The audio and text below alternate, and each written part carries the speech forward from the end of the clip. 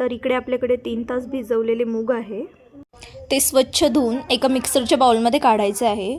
स्वच्छ म्हणजे 2-3 पाण्याने धुवू शकतो आपण.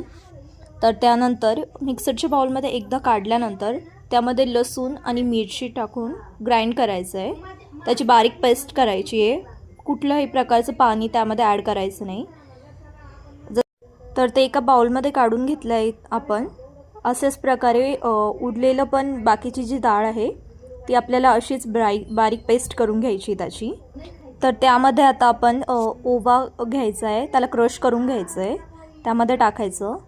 त्यानंतर सेम प्रोसिजर, फक्त जिरे ॲड करायचे, ते पण क्रश करून घ्यायचे, ज्याने त्याला क्रिस्पीनेस येतो, ते त्यामध्ये ॲड करायचे. तर त्याला व्यवस्थित मिक्स करून घ्यायचं आहे. त्यामध्ये मीठ चवीनुसार टाकायचं आहे.